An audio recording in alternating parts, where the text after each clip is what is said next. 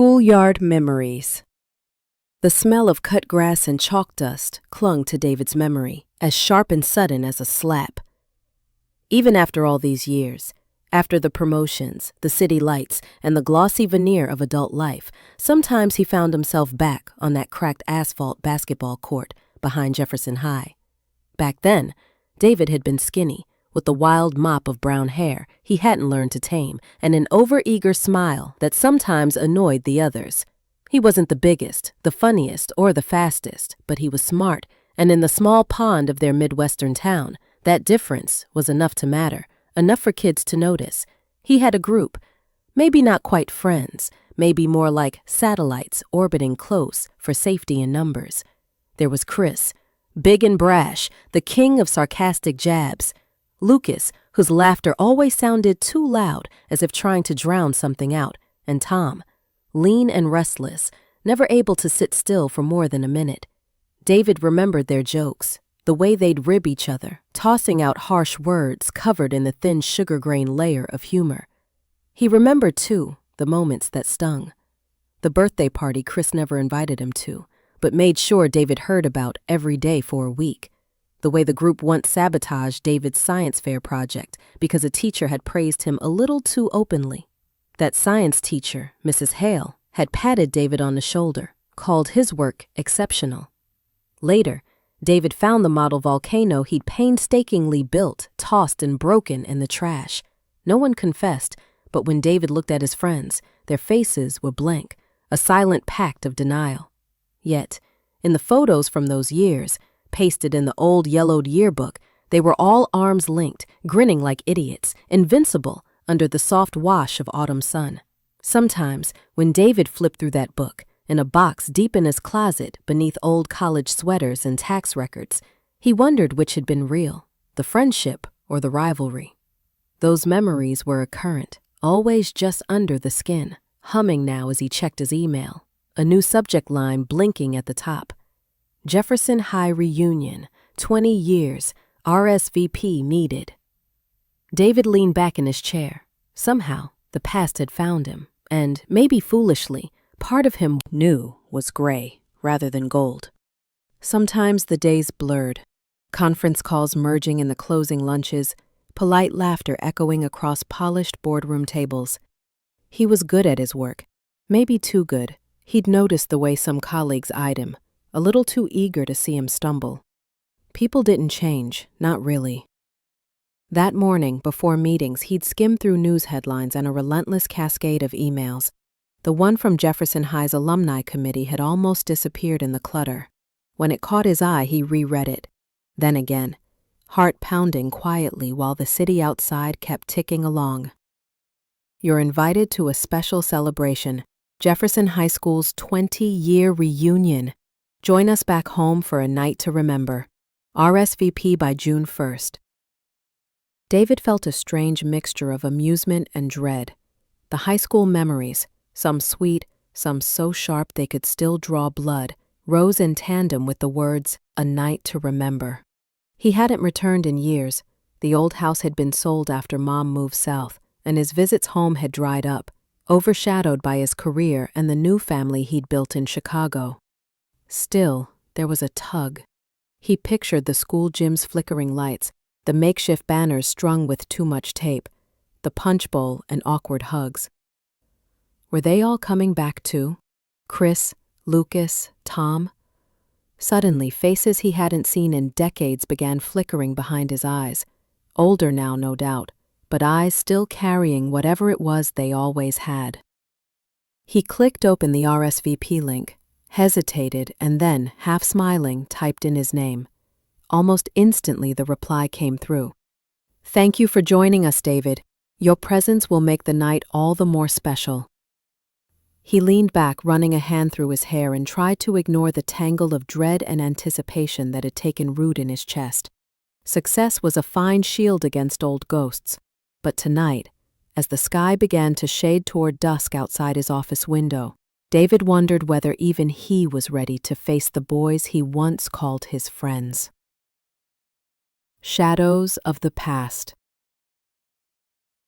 When the sunlight slipped low through his office window, fatigue rolled over David in waves. He meant to review a stack of contracts, but his mind wandered, pulled inexorably back. David won first place at the district science fair, a medal his mother beamed at with pride and pinned near the family room TV. The next Monday, someone had scrawled "Nerd King" in marker on his locker in ugly, looping letters. Lucas, usually the one with the joke, wouldn't meet his eyes all day. Tom kept his distance. Later, David found his backpack slit at the seam, notebooks spilling out like entrails in front of the whole school. When he finally looked up, Chris gave a slow, deliberate shrug. "Guess it's just bad luck, huh, Dave?" But it wasn't always cruel. There were summer nights when they'd all pile into someone's pickup and drive out past the edge of town, lying flatbed beneath the starlit sky, trading dumb stories and dreams. David always wondered if these moments, fleeting and warm, were where real friendship lived, or if it was simply a truce in the ongoing game of one-upmanship. Now, at 38, David realized how much these half-buried moments had shaped him, how he never truly trusted acceptance, always waiting for some slight, some punchline at his expense. He'd learned to build walls, brick by brick, smile by smile, until nothing could touch him. Or so he thought. The reunion invitation had stirred all these old ghosts awake. Had the others changed? Did they remember the slights, the laughter, the times they let him in, and the times they tried to keep him out? Or did all of it fade, replaced by adult worries, mortgages, marriages gone stale, bosses just as capricious as schoolyard kings? David sighed and closed his laptop with a quiet click. On his phone, the RSVP still glowed, a doorway to the past he could not ignore. Outside, the city glimmered gold and blue, but inside, David was 10 miles down a 2-lane road, chasing memories that refused to stay buried. Fateful reunion.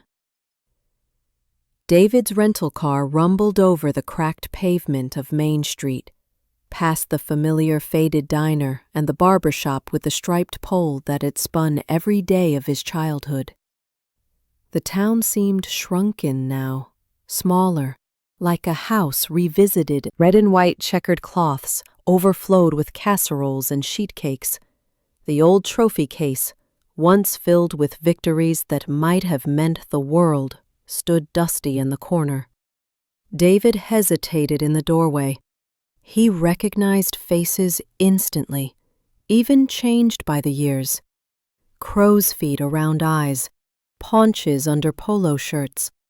Lucy Jensen, class president, swept up with her usual parade float smile. "David Carter!" she called, arms wide. "We knew we could count on you." He accepted her hug, surprised by the wave of nostalgia, and scanned the room. There was Chris, hair thinned and stomach thickened, but his voice still barrel-chested and loud. Lucas stood by the punch bowl, making a joke David couldn't hear over the music, while Tom drifted through the crowd with restless energy, eyes flicking from face to face. Chris spotted him first. "Well, look what the cat dragged in." His handshake was firm, fingers squeezing a fraction too tight. "Still driving the fancy cars and closing the big deals, huh, Dave?" "Something like that," David replied, letting his practiced smile do the work.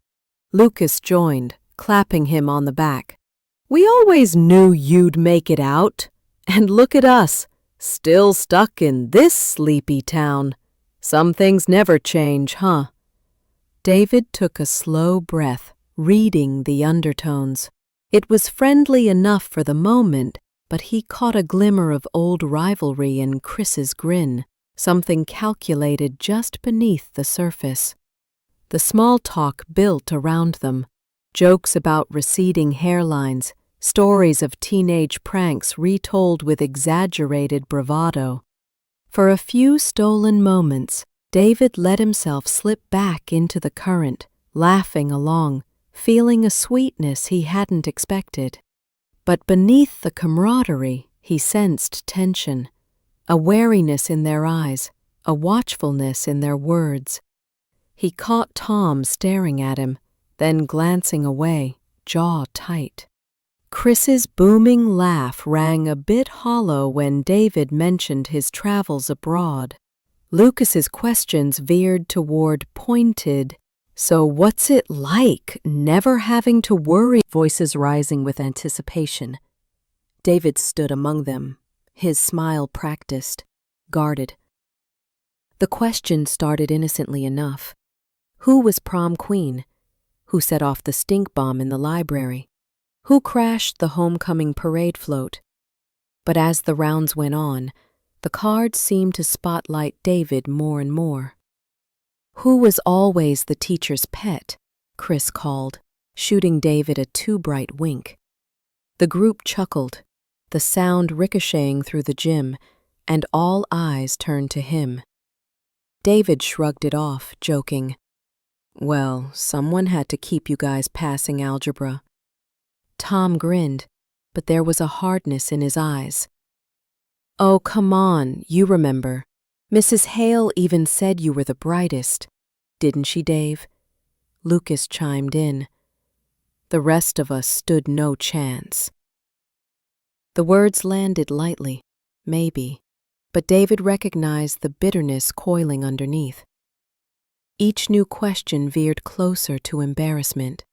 Stories about late homework thanks to Carter's overachieving, a rehashing of David's disastrous first crush revealed in a note passed around behind his back. David felt his cheeks flush. He forced a laugh and kept his posture relaxed, but the air seemed to thicken with every round. This wasn't nostalgia. It was something sharper. A blade honed by old jealousy disguised as humor. Then the whispers began, threading through the crowd like smoke. David stepped away to get fresh air and overheard Lucas and Tom by the bleachers. "Betty thinks he's better than us. Always did." Chris's voice, low but clear. "Just wait. Tonight's just getting started." David paused at the gym doors, heart thrumming with old unease. He'd come here to reconnect, maybe forgive, but now the sweetness of old memories curdled in his mouth. Something ugly flickered in the corners of these familiar faces, as if the past had never let go, just shifted, festered, waited. As the night deepened, David steeled himself. The game was on. Whatever was coming next, he'd have to face it. Alone, and on their terms. Just like always been there, in high school, but seeing only something haunted. "Sometimes," David said quietly, "but we were kids. I guess I thought we'd grow out of all that." Tom took a drag, exhaled slow. "Some of us did. I tried. Chris, though, he's stuck in the same loop." A door banged, and Lucas emerged, his tie askew and eyes wide. "You guys gotta see this." Without waiting, he disappeared back inside. David and Tom exchanged a wary look and followed. Inside, a crowd circled the punch table, their voices rising. Chris stood at the center, waving a faded journal above his head, the kind David remembered from senior year, the kind filled with private scribbles and fleeting dreams. David's chest tightened. He hadn't seen that notebook in 20 years. Chris's grin was mischievous, daring. "Look what I found stashed in the old locker room. Figured we could have a real trip down memory lane." He flipped open the journal, reading aloud snippets of David's old confessions, ambitions, even a poem about longing to leave town. The crowd cheered, hungry for nostalgia, or maybe just a new spectacle. David's heart pounded. The cruel words were old, but the pain felt fresh. A high school nightmare reanimated under the bright gym lights. He kept his jaw clenched, willing himself not to react. Tom stood tense at his side, Lucas looking down, embarrassed. Finally, David stepped forward, voice steady but cold. "That's enough, Chris. Give it back." Chris didn't budge. "Come on, Dave, don't be so serious. We're just messing around." But David saw the challenge in his eyes. This was never about fun. It was about control, about reminding him where he stood. He remembered Mrs. Hale's words about courage, about standing up even when your voice shakes. He looked Chris in the eye, tone firm. "I said, give it back." A tense hush fell. Chris hesitated, then pressed the journal into David's palm, harder than necessary, before crossing his arms and turning away. The party sputtered back to life, but the air had changed, if shaking off the years. "That took guts back there," he said, his voice low and sincere. "Not sure I could have done it." David managed a wry smile. "Maybe it was about time I grew a backbone." In truth, the confrontation had left him raw, but lighter somehow, like he'd just walked through a storm and come out the other side. Tom nudged him. "You know, you were never the bad guy. Hell, you probably kept the rest of us in line more than you ever knew." He hesitated, then added, "I should have said something to Chris, back then and tonight." David shook his head. "We were all just trying to survive," he replied. "None of us exactly had it figured out." The weight of old compacts and unspoken regrets drifted between them, but this time it felt different, less like a wound, more like a scar that could finally heal. Lucas approached, fiddling nervously with his alumni badge. "Hey, sorry about before. I should have shut Chris down." His words tumbled out quickly as if afraid he'd lose his nerve. "You didn't deserve any of that. Not then, not now." David looked at Lucas, really seeing him for the first time in years. Worn, yes, and paunchier, but honest. "Thanks, Lucas." He felt his shoulders loosen. "Maybe we all have some stuff to set right." The three stood silently as the janitor swept up confetti, the echoes of their teenage selves settling in the empty gym. The edge between them softened, the air filled with a gentle understanding. It was strange how one night could stir old hurts to the surface, and yet, in the aftermath, offer something like grace. As David gathered his jacket and made for the exit, Tom called after him, "Don't be a stranger this time." Outside, the night was crisp and gentle. David paused on the front steps, letting the air cool the flush in his cheeks. He looked back at the school, at the glowing windows, the dark field beyond, and the town that once felt too small to hold him. He didn't know if he'd come home for good or just for tonight, but he realized the house looked smaller than he remembered. The paint peeling, the old oak tree skeletal against the sky. Familiar and foreign.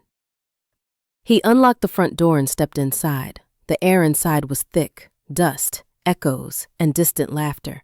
He wandered through the rooms, sunlight striping the faded rug where he'd built cities of plastic blocks on endless summer afternoons. On the refrigerator was a moth-faded photo, his parents arm in arm at his high school graduation, joy, pure and unfiltered, lighting both their faces. He touched the picture. The ache in his chest was gentler now. He no longer felt the need to win anyone's approval, not his classmates, not even his parents. Something in him had unclenched. David sat at the old kitchen table where his mother had once nursed hot coffee in the dawn stillness. He pulled out the battered journal, its cover worn soft from time and the previous night's grip. He flipped through pages filled with longing, confusion, and hope, thoughts he'd been too scared to share even with himself. Had he outgrown that anxious boy, or, for the first time, had he finally given him space to breathe? He ran his fingers across a childish scrawl. Someday, I will leave and come back stronger. David smiled. Maybe he hadn't become everything he'd once promised himself. Maybe that was okay. Maybe growing up wasn't about outrunning your past, but learning how to carry it so it didn't weigh you down. The kitchen filled with morning light, catching dust motes in the slow, silent dance. David wrote a few new lines in the almost full journal. I came home and found I was welcome. Old wounds faded. Tomorrow waits, forgiving. As he closed the book, his phone buzzed. His daughter's name flashed. He answered, his voice steady and soft. Hey, sweet pea. As they talked, laughter came easy, a bridge between old and new, between father and son, and now father and daughter. After he hung up, David stood, straightened his shoulders, and looked out at the yard where dandelions splashed yellow across the grass. For the first time, he wanted to see what the day would bring, not just remember what was lost. With the journal in his hand, sunlight warming his back, he stepped outside, ready to begin again. Ripple, up to trouble again, she grinned. David grinned back and called, Not too much, Mrs. Yates. He watched her for a moment, steady, rooted, unchanged. How many things had stayed the same here? How many had slipped quietly away while he was building his life somewhere else? He thought of that old ache, the one that used to push him from place to place, from goal to goal, and realized he could finally breathe around it. On impulse, David cut through backyards and alleyways, feet finding their own path. He walked to the creek where he and Tom and Lucas used to skip stones after school, the place where secrets were whispered and dreams spun, usually by flashlight. The water looked shallower now, gnarled roots threading through the banks, but he crouched and picked up a flat rock anyway. He flicked his wrist, watched the stone skip, once, twice, 3 times before sinking. The ripples stretched, then faded, letting the waters smooth themselves again. He smiled, recalling how he and his friends used to bet on whose stone would travel furthest, how important those victories had seemed. As if summoned by the memory, Tom ambled into view, hands in his pockets. Knew I'd find you here, he said. He slung an arm around David's shoulder the way old friends do. Lucas and I are grabbing burgers later. Figured you'd come if you hadn't skipped town yet. David hesitated, then nodded. Yeah, I'd like that. They stood quietly, letting the years fall away. The silences between them weren't awkward now. They simply belonged. The sun warmed David's back, mingling with relief. He was home, yes, but more than that, he was himself, no longer defined by old rivalries or expectations. Tom skipped his own stone, grinning when it outpaced David's. Still got it, he said, laughter echoing across the creek. David laughed too. He thought of all the yesterdays stacked behind him, and then, gratefully, he thought of tomorrow. The rest of the day stretched before him, open and shimmering. For the first time in a long time, David was ready to let life unfold, not as someone running from the past, but as someone behind them in history class. David pushed open the door, the smell of fried onions and vanilla milkshakes inviting him in. Hey, you made it, Lucas called, sliding over to make room. Tom grinned. Figured you might have chickened out. David shook his head, smiling. Not anymore. They ordered burgers and fries, just like they had after football games, and swapped stories that grew a little wilder with each retelling. Marissa laughed until she cried at one of Lucas's tales about a camping trip gone wrong. Gradually, the conversation dipped into quieter waters.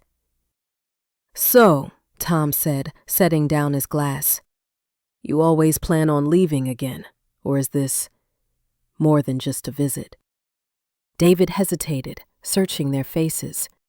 In their eyes, he saw the same hope and caution he found in his own reflection. "I don't know," he admitted. "For a long time, I thought I had to prove something. Had to get away to be someone. But now," he tapped his fingers on the table, "I think I'm ready to see if I can build something here, not just run from what was." Lucas nodded. "Whole town could use someone who remembers what it was like and isn't afraid to try again." Marissa reached over, squeezing David's hand. "We've missed you more than you know." Their warmth cut through the uncertainty lingering in his chest. David looked around, the chipped Formica countertops, the faded menu on the wall, the laughter floating up toward the ceiling, and realized he felt rooted in a way he hadn't for years. The past didn't hold him prisoner anymore. It had shaped him, sure, but now he was free to make new memories. As dusk settled outside and neon lights flickered on, Tom raised his glass. "To second chances," he declared. David joined in with a smile, his voice clear and strong. "To second chances, and to coming home." That night, as the stars winked above the quiet streets, David walked back to his car. A gentle breeze stirred the leaves, and he breathed in the scent of grass, river, and possibility. With each step, the road ahead seemed less daunting, no longer a path of escape, but a bridge guiding him drawn outside. His father's truck, long since retired, rested like a monument under the carport. David brushed a hand along the faded hood, smiling at the memory of Saturday drives to the lake, his mother's laughter, his father's easy banter. He wandered through the yard, pausing beneath the old oak tree. Its branches stretched overhead, leaves dappling the grass with gold. There, he spotted a pair of children playing catch, neighbors' kids maybe, their voices bursting with delight. David watched as their parents lingered on the porch, coffee mugs in hand, and felt the tug of nostalgia, gentle and kind. Deciding to see more, he strolled down to the heart of town. The church doors stood open, congregants greeting each other with hugs and laughter. At the general store, Mrs. Yates and a cluster of old friends chatted easily, faces open and unguarded. A few recognized him, waving him over. "David, we were wondering how long you'd stay." He grinned, joining the group. "I think I might stick around a while," he admitted, surprised by how true the words felt. They peppered him with questions about his life away, what he planned to do next, if he'd help with the fall festival. For the first time, David didn't duck or deflect. Instead, he listened, asked questions, and laughed, his own voice blending with the friendly chorus. Later, he wandered to the park, finding Tom and Lucas tossing a football around. A few others from the reunion were there too, their family picnic scattering laughter and sunlight across the lawn. "Join us, Dave," Tom called. David jogged over, catching the ball one-handed. The game was clumsy and full of good-natured ribbing. No score, just movement and joy. Afterward, flopped in the grass, breathless and happy, Lucas elbowed him. "Place feels different, doesn't it?" "It does," David replied, looking up at the broad blue sky. "Or maybe I do." Tom grinned. "You belong here. Always did." As the sun slipped toward the horizon, families began to pack up. David took the long way home through quiet streets painted gold with evening light. He thought of reunions, not just the one with his classmate. Felt like a puzzle slowly revealing its picture. He began helping out at the general store, stocking dusty shelves and listening to the news everyone already seemed to know. He surprised himself by enjoying it. Each "good morning" and "thanks, David" wove him a little deeper into the town's fabric. Evenings were spent with Tom and Lucas, or sometimes just alone with his journal, the porch light casting a warm circle around him as he wrote about the day's small wonders. Midway through the week, Lucas invited him for supper at his house on Cedar Lane, a modest, tidy home with a backyard that glowed under fairy lights. Lucas's wife, Annette, greeted David like an old friend. Their 2 daughters, shy at first, quickly warmed when David offered to help them assemble a jigsaw puzzle on the living room rug. Over roasted chicken and mashed potatoes, Lucas brought up the past, unprompted. "I was too scared," he admitted, looking at his plate. "When Chris got out of line back in school, I should have stood up for you. I didn't. I'm sorry, Dave." Annette reached across, squeezing Lucas's hand. David felt the urge to deflect, but he held Lucas's gaze and nodded slowly. "Thanks, man. It means a lot to hear you say that." A gentle quiet settled, not uncomfortable, but full of things mended. Later, in the backyard, David looked up at the stars, so bright and sharp above the trees. Annette set mugs of coffee on the picnic table, and the 3 of them talked about the future, about kids and work, about fears, about the way the world kept moving even when you weren't sure where you belonged. For the first time, David saw not just his past in this town, but the beginnings of something new. Friendship redefined, the possibility of roots he could choose for himself. When it was time to leave, Lucas clapped him on the shoulder. "Don't wait so long between visits next time." David nodded. "I won't." He drove home through sleeping streets, his heart lighter than it had been in years. The night felt alive with forgiveness, not just the kind you offer others, but the kindness you finally extend to yourself. Back at his childhood